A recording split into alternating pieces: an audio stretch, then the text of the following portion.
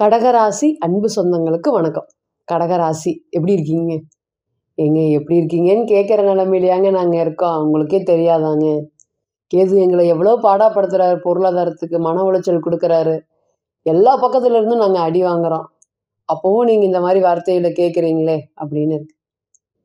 என்ன இருந்தாலுமே இந்த பொருளாதாரம் சம்மந்தப்பட்ட விஷயத்துல அடுத்தவனுக்காக வாழக்கூடிய ராசினா நீங்கள் தாங்க. வேற யாருமே இல்லை. கடகம் எல்லாம் கொடுத்து கொடுத்து கொடுத்து ஓஞ்சு போன ராசி. சிம்ம அளவுக்கு கடகம் ஏன் பேசப்படல? கடகமும் பார்த்தீங்கன்னா நிதி நிர்வாகம் சம்மந்தப்பட்ட வீடு தான்.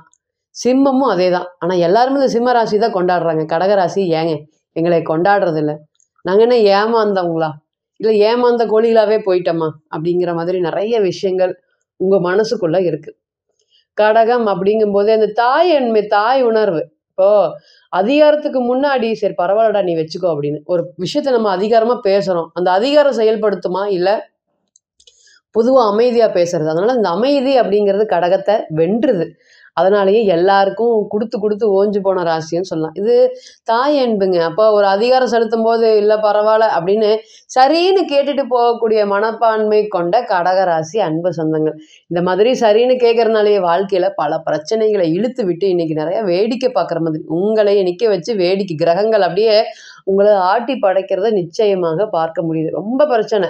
இந்த கடகத்தை பொறுத்தவரையும் 2ஆம் இடமான வாக்குஸ்தானத்துல கேது என்ன இடத்தாலுமே உங்களை மாட்டி விடுறதுக்கு ஆள் சுத்திட்டு இருக்காங்க. அஷ்டம சனி முடிஞ்சு பாக்கிய சனி வக்ரத்துல இருக்காரு. கிட்டத்தட்ட இதுவுமே வக்ரத்துல பின்னோக்கி செல்லும் போது மறுபடியும் இருக்கிற கொண்டு போன பயத்தை மறுபடியும் திருப்பி சனீஸ்வர பகவான் தூக்கிட்டு வந்துட்டாரோ அப்படிங்கிற பயத்தையும் ஏற்படுத்தி கொடுக்குது. எந்த கிரகமே எந்த பிளானட்டரி குரு காப்பாற்ற வேண்டிய குரு கடக லக்னத்திற்கு அவர் பெரிய யோகாதிபதி இல்லைதான். இருந்தாலுமே அவர் ராசிக்கு பண்ணல. அப்ப எல்லா வழியிலும் கேட் க்ளோஸ் ஆயிருக்குதுங்க. எதுலேயும் ஒரு முன்னேற்றம் இல்லாம இந்த குட்டை மாதிரி தேங்கிய தண்ணீர் மாதிரி அதே இடத்துல நின்றுட்டு இருக்கீங்க. எல்லாருமே பாருங்க கார் வாங்குறாங்க வீடு வாங்குறாங்கன்னு என்னோட காதுல வருதுங்க. சின்ன வயசுலயே ஒரு படிக்காத ஒரு மினிமம் படிச்ச ஸ்டேஜ்லயே நான் அவ்வளோ சம்பாரிச்சிருக்கேன். இன்னைக்கு எல்லாமே தெரியுது. இன்னைக்கும் நான் நினைச்சேன்னா இவ்வளோ சம்பாதிக்கலாம் அப்படிங்கிற என் மனசு தோணுது. என்னால முடியல. ஏங்க எங்களுக்கு இந்த மாதிரி ஒரு சூழ்நிலைகள்? கடகத்தை பொறுத்தவரையும் இது மட்டும்தான். இந்த மாதிரி சொல்லிட்டே போகலாம். என்னால் முடிஞ்ச வாழ்க்கையில் எல்லா உதவிக்கும் செஞ்சுட்டு இருந்தேன். இன்னைக்கு எல்லாருமே எங்கிட்ட கராரா பேசுறாங்க, கராரா நடந்துக்கிறாங்க. ஏமாற்றம் ஒன்று தாங்க மிச்சம் எனக்கு வாழ்க்கையில அப்படின்னு வெறுப்பு தட்டக்கூடிய ராசியா இருக்குது. லக்னமா இருந்துட்டா சொல்லவே தேவையில்லைங்க. ராசிக்கு 7ஆம் வீடு மகரம். டீயை குடிச்சிட்டு வேலை செய்யறது, வேலை செய்யற இடத்துல படுத்து கிடக்கிறது, சம்பளத்தை கம்மியா வாங்கிட்டு வேலையை அதிகமா போடுறது, இன்னைக்கு எல்லாமே அதுக்கு எல்லாத்துக்கும் பழி தீர்க்கும் விதமாக இந்த ஓனரே வெளியே அனுப்பி விடுற சூழ்நிலைகள்லாம் இருக்கு. நீ அப்படியா இத்தனை நாளா நீ இதுக்கா இருந்த அப்படிங்கிற மாதிரி உன்னை பார்த்துக்கொண்டா, உன்னை பண்ணிடுவோண்டா, உன்னை மேலே கொண்டு வந்துருவோண்டா, எங்களுக்கு கீழே இருக்கிறனால உங்களை விட்டுட்டு போக மாட்டோம் அப்படின்னு இந்த ஓனர் கொடுக்கக்கூடிய அஷூரிட்டியை நம்பியே சோறு தண்ணி திங்காம வேலை செய்யக்கூடிய ராசியில கடகம் ஃபர்ஸ்ட்டுங்க. என்னதான் இருந்தாலும் பரவாயில்ல. எல்லாரும் கேட்கலாம் எப்படி இருக்கிறீங்க, உங்களுக்கு எதிர்கால லட்சியம் என்ன என்ன எதுன்னு. இந்த கடகத்தை பொறுத்தவரை சில பேர் பார்த்தீங்கன்னா இந்த மிதுனம் எல்லாம் சொல்லும், எனக்கு வீடு நல்லா பிரம்மாண்டமா கட்டணும், வீடு இந்த மாதிரி கட்டணும், நான் ஒரு வீடு பார்த்துட்டு வந்திருக்கேன் அந்த மாதிரி கட்டணும், ஒரு ஃபோட்டோ எடுத்து வச்சு இந்த வீடு தொடர்ந்து இதே மாதிரி கட்டணும்னு சுற்றிட்டு இருக்கிறவங்க எல்லாம் இந்த மிதுனம். அந்த கடகம் இருக்கு பார்த்தீங்களா, வேலை தவிர வாழ்க்கையில் எதுவுமே இல்லைங்க. இந்த வேலை நல்லா இருந்தால் போதுங்க, இந்த ஓனர் நல்லா இருந்தால் போதுங்க, எங்களுக்கு எந்த பிரச்சனையும் இல்லை அப்படிங்கிற மாதிரி பெரிய எதிர்பார்ப்புகள் ஆசைகள் இதெல்லாம் இல்லாத வீடு கடகம். ஆனா அதெல்லாம் எதிர்க்குமா, அதெல்லாம் நடக்குதா அப்படின்னா நடக்கவே இல்லை. நிறைய எதிர்பார்ப்புகள் இல்லை. இருந்தாலுமே நான் எதிர்பார்த்த 1-2 விஷயங்கள் கூட கிடைக்கல. ஏதாவது ஒன்று நினைக்கிறீங்க, அது சாயந்தரமே அது உங்களுக்கு இல்லாமல் போயிடும். அது ஒரு நாட்கள் கூட இல்லை. அதுதான் நம்மளால இன்னைக்கு ஏங்க முடியாது. ஏன் எதுவுமே எனக்கு இல்லையா, எதுவுமே எனக்கு கடவுள் கொடுக்கலையா, எல்லா கதவையும் மூடிட்டாரா அப்படிங்கிற எண்ணங்கள் தான் ரொம்ப அதிகம் போயிட்டு இருக்கக்கூடிய கடகராசி அன்பு சொந்தங்களுக்கு வணக்கம். இன்னைக்கு இந்த அக்டோபர் மாத பெயர்ச்சி பலன்கள் கடக ராசி மற்றும் கடக லக்னத்திற்கு எப்படி இருக்க போகுது, என்ன மாதிரியான பலன்கள்? ராசிக்கு 2ல சுக்கிரன் கேது. அப்பா போதும், சுக்கிரனோட நட்சத்திரம் அங்க இருக்குதுங்கிறத நீங்க நோட் பண்ணிடணும். அதே போல ராசிக்கு 3ஆம் இடம் தைரியஸ்தானம் சற்றே பரவாயில்ல, சூரியன் புதனும் சேர்ந்திருக்காங்க. ராசிக்கு 4ல செவ்வாய். ராசிநாதன் பாருங்க பிறக்கும் போதே இந்த அக்டோபர் மாதம் பிறக்க போதே ராசிக்கு 6ஆம் இடமான தனுசு ராசியில பிறந்திருக்கு. தனுசு ராசியில பார்த்தீங்கன்னா மூல நட்சத்திரம், சுக்கிர நட்சத்திரம், சூரியனோட நட்சத்திரம் இருக்கு. அதே போல ராசிக்கு அஷ்டமத்துல ராகு பகவான். ராகு தசன் ராகு புத்தி நடக்கிறவங்க, ராகு அந்தரம் நடக்கிறவங்க எல்லாமே இது கொடுமையான பலன்கள்னு நீங்க டிக் போட்டு எழுதி வச்சுக்கலாம். அதே போல ராசிக்கு 9ஆம் இடத்துல சனீஸ்வர பகவான் வக்ரம் அடைஞ்சிருக்காரு. ராசிக்கு 12ல குரு, காப்பாற்ற வேண்டிய கிரகமான குரு ஓரளவுக்கு பலன் இல்லாம ராசிக்கு 12ல இருக்காரு. ஃபர்ஸ்ட் கடகராசி கடக லக்னத்துக்கு யோகாதிபதி செவ்வா, ஃபர்ஸ்ட் டிக்கு. 2வது தான் வந்து பார்த்தீங்கன்னா குரு. அந்த அளவுக்கு தான் பலன்கள் நிச்சயமாக கொடுக்கும். இந்த நேரத்தில் இந்த அக்டோபர் மாத பலன்கள்லாம் எப்படி இருக்க போகுதுங்க? எல்லாரும் எங்களை கண்ட்ரோல் பண்ணுறாங்க, நாங்கள் எல்லாரையும் கண்ட்ரோல் பண்ணுற மாதிரி எப்போங்க வருவோம்? நிறைய ஆளுமை அதிகாரத்தை செலுத்துகிறாங்க, அதெல்லாம் நாங்கள் கடந்து செல்வோமா? சொந்த வீட்லேயே எங்களை எதிரி மாதிரி பார்க்குறாங்க, அதெல்லாமே விலகுமா? வீட்டை விட்டு ஓடி வந்துடலாம், உங்கள்கிட்ட சொல்கிறதுக்கு என்ன, வீட்டை விட்டு ஓடி வந்துடலாம் அப்படிங்கிற மாதிரியான சூழ்நிலைகள் தான் இன்னைக்கு கடகராசி மற்றும் கடகலக்னம் ஃபேஸ் பண்ணிட்டு இருக்கு. நிதர்சனமான உண்மை. 1000 பிரச்சனை இருந்தாலும் வெளியே சொல்லாமல் அந்த பிரச்சனையை ஓட்டி கொண்டு போகக்கூடிய ஆள் கடகம். இன்னைக்கு மனசு விட்டு புலம்புறாங்கன்னா பாருங்க, அப்போ எந்த அளவுக்கு அவங்க பிரச்சனைகளை சந்திச்சுட்டு இருக்காங்க அப்படின்னு.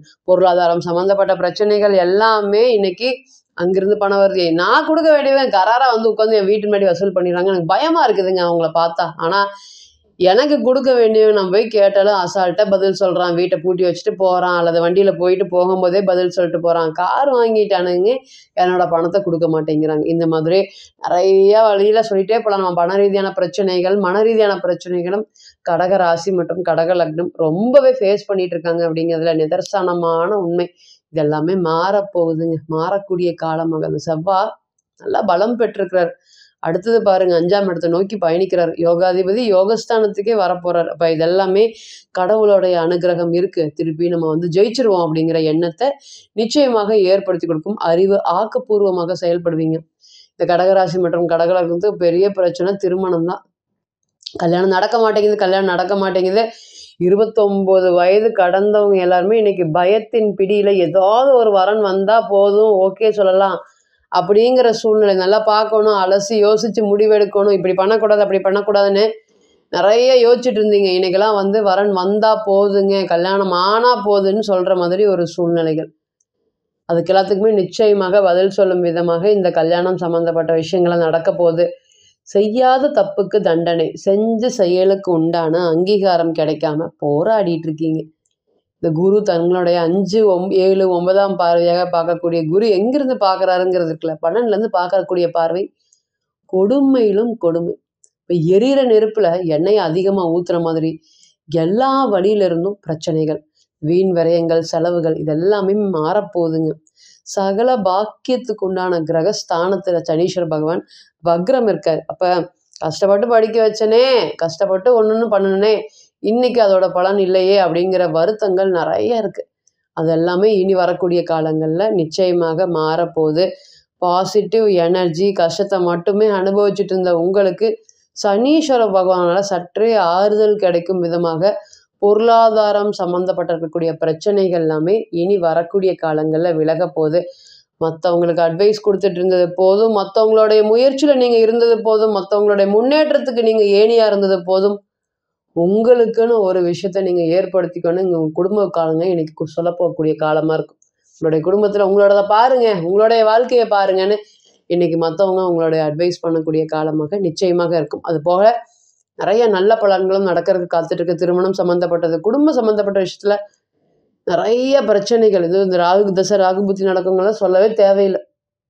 என்ன பண்ணாலும் குடும்ப பிரச்சனைகளை சால்வ் பண்ண முடியலைங்க, தைரியம் இல்லைங்க, எங்கே போனாலும் டோர் க்ளோஸ் அப்படின்னு சொல்லக்கூடியவங்களுக்கு இனி இந்த பயிற்சியின் காலமாக அறிவு சார்ந்த விஷயத்தில் இருக்கக்கூடிய பிரச்சனைகளும் சரி, குடும்ப பிரச்சனைகளும் சரி, படிப்படியாக சால்வ் ஆகக்கூடிய ஒரு சுச்சுவேஷனில் இந்த அக்டோபர் மாதம் முழுவதுமே இருக்கும். அப்படிங்கிறதுல எந்த மாற்றம் இல்லைங்க. இப்போ நீங்கள் கேட்டுட்டு இருந்த அனைத்துமே கோச்சார பலன்கள் தான்.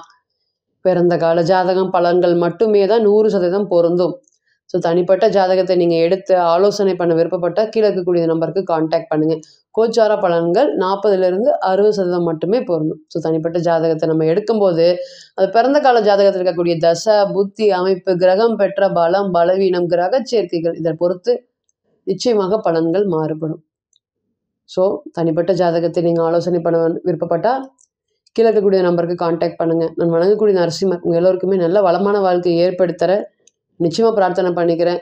மீண்டும் ஒரு பதிவில் உங்களெல்லாம் சந்திக்கும் வரை உங்களிடமிருந்து விடை பெறுவது உங்கள் அஸ்ட்ரோ புவனேஸ்வரி. நன்றி, வணக்கம்.